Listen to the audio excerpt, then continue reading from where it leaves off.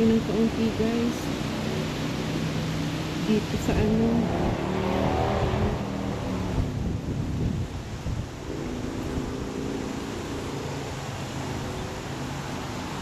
Dito sa gilid ng ilog.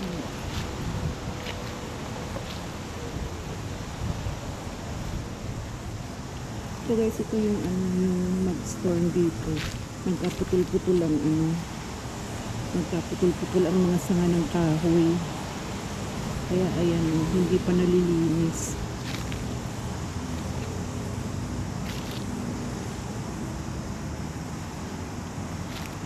Ito yung ilog na maliit. Ganda yan sa dulo. Ang daming ibon. Ang daming sigal. Sigal yan guys. Nagbiparan. Ito yung maliit lang yan na ilog. Galing yan dito sa may kabilang ano, bundok. Fresh po yan guys. Hindi yan galing creek. Walang ilog dito na galing creek.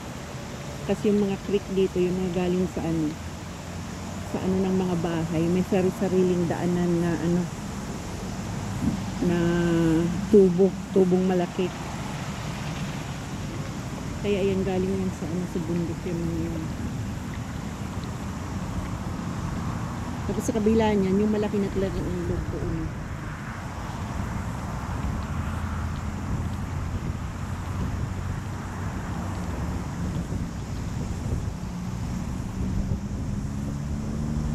Daming ibon doon. Sigal ba yan? Hindi. Ang sila yung nandito, oh. Lumipat sila doon.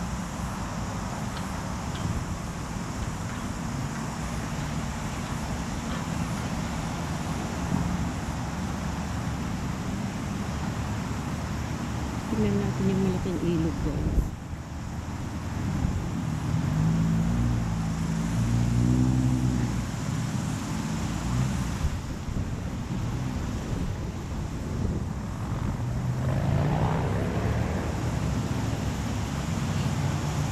Ito yung pinsala ng ano, hangin yung malakas dito. Hindi naman bagyo guys yung ano dito. Kasi lang talaga may malakas lang talagang ano, hangin.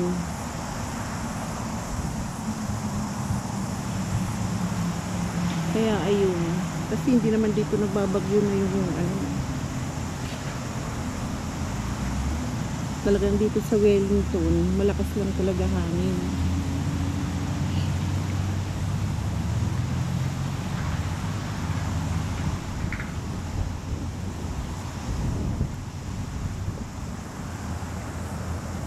Yung kabundukan na yun, sa kabila niya yun, sa ano, papunta ng Tawa, Buriluwa.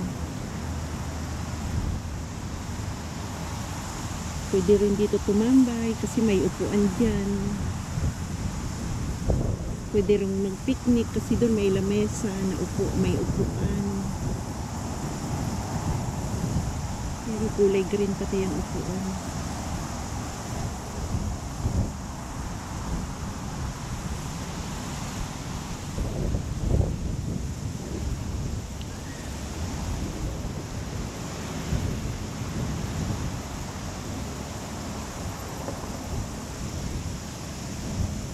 Tingnan natin ang ano, malaking ilog kung malinaw. Kasi nag-ulan nung hapon yata ng umaga. Minsan nababaha. Malabo ang ano, tubig. Pero dito ang linaw siya guys. Meron kaya dyan crabs. Naghanap ng crabs. Ang linaw siya.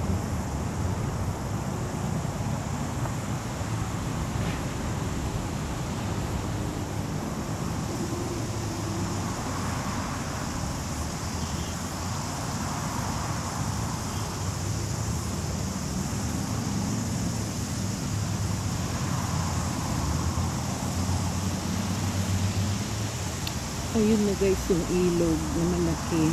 Yung dadaanan nitong maliit na to. Ayun, malinaw siya. Malinaw ang kailugan.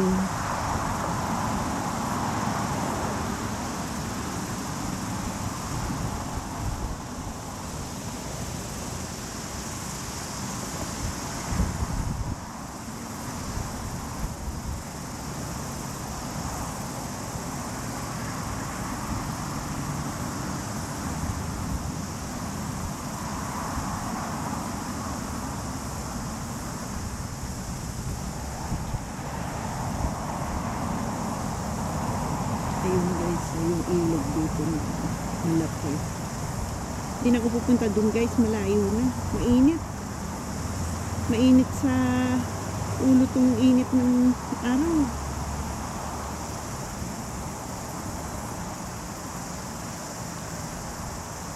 Yan. Kita na yung ilog na malaki.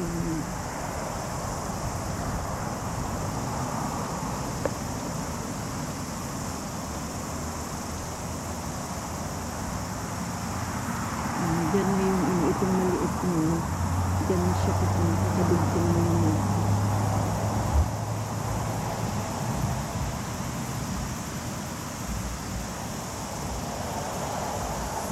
Kita niyo yung bahay na yun guys, ang ganda sa itaas na bagong bahay yan dyan.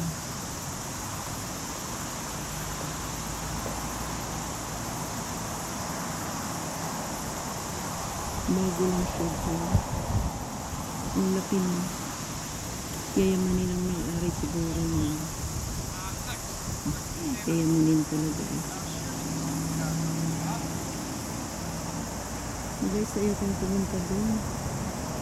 Malayo, mainit.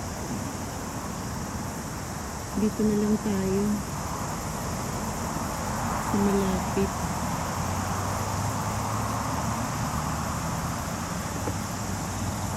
May mga aso. Ang lalaki, masasalubong ko. Buti na lang nakatali. Dito ako. Dito ako sa may lamesa. Ayaw kong makaano yung aso. Ang lalaki.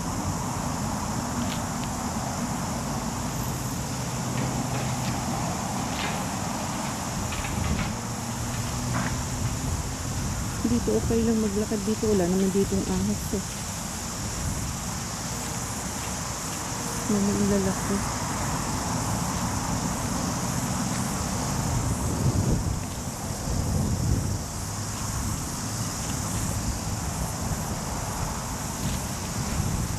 Ang lalaki ng aso.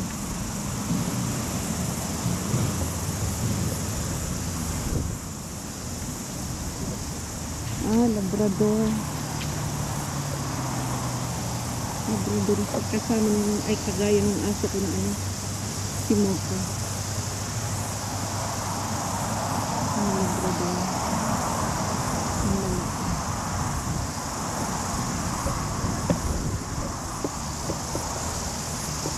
Ang ingay ng ano dito, mga beetle.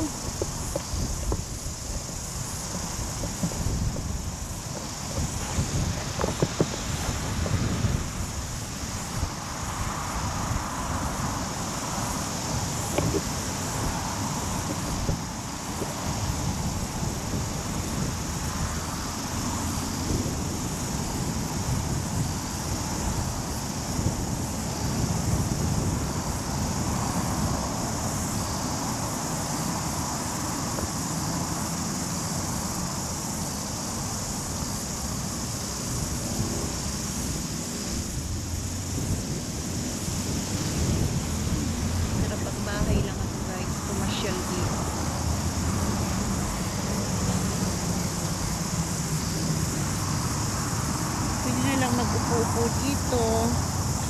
May upuan din naman.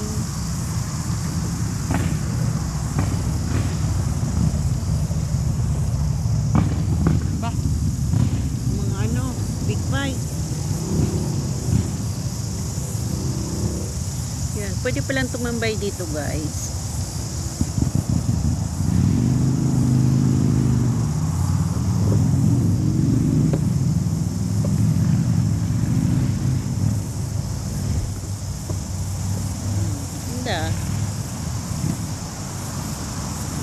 bayan.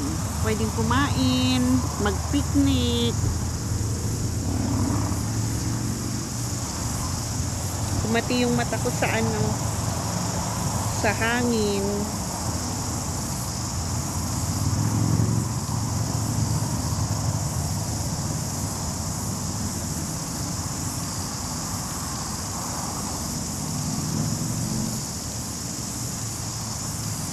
Tsaka yan guys, ang ganda ng mga ano.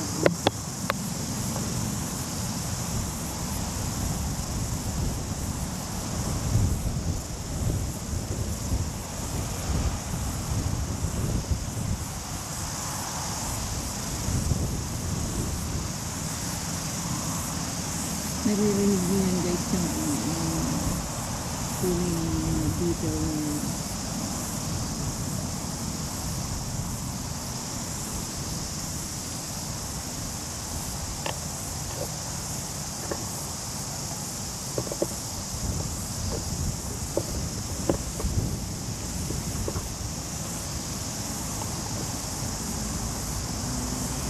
tambay muna tayo dito guys.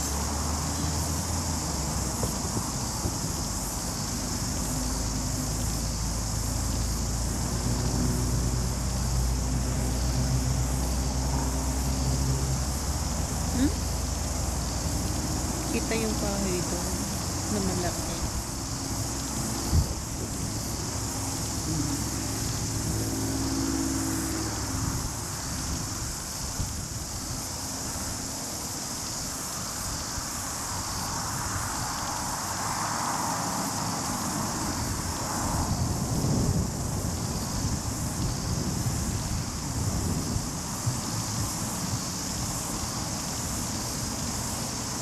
Saturday morning. Ang daming ibon doon.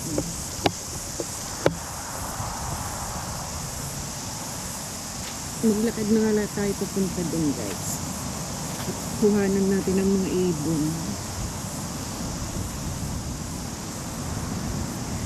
Malapit ng autumn na ba? Tinanong yung sarili. Kasi yung mga ano alam mo malapit ng autumn. Tingnan mo yung mga kahoy ngayon, yung mga takot sa lamig. Ayan, ganyan na yung kulay, nag-yellow na. Nag-iiba na yung kulay.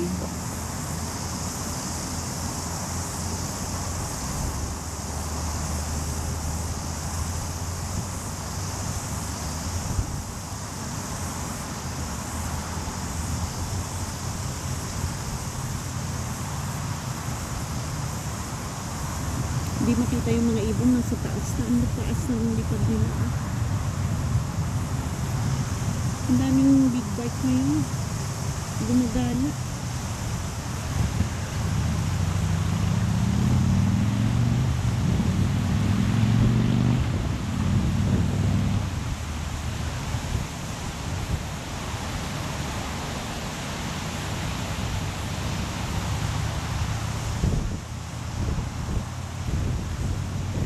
Dito lang po guys sa malapit sa bahay. Bumaba lang kami kasi doon kami sa may hill. Bumaba lang kami. Pero nagdala kami ng sasakyan kasi medyo yung lakaran. Siguro mga 10 minutes po. 10 minutes.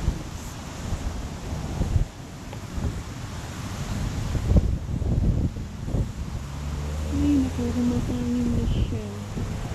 Malakas na ang hangin.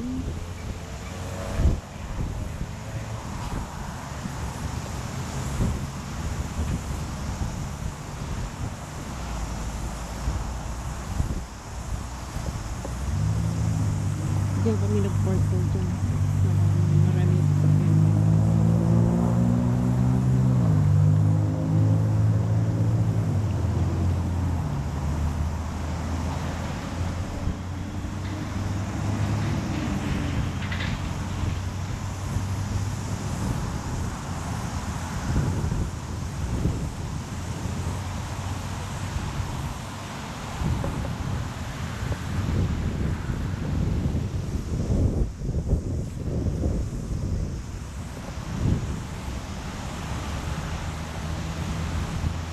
kami doon sa may sa grocery kasi bili ako ng tissue. Wala ng tissue sa CR. Ganda ng ulap mo.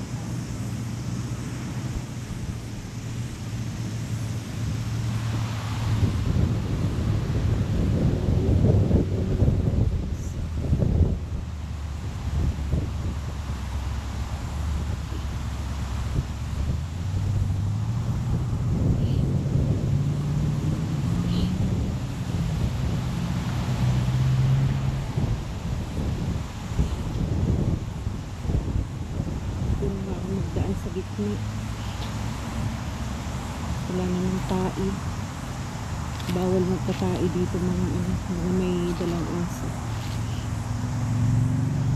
Magkakamulta sila. May fine. Pag nagpatae ka, multa ka. Multa ka sa barangay. Barangay talaga eh. Multa ka sa council.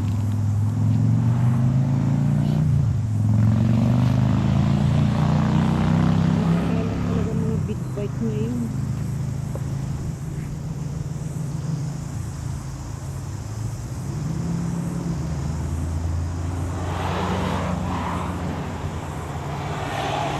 Hanggang dito na lang guys. Like and share po, comment, and click the notification bell po.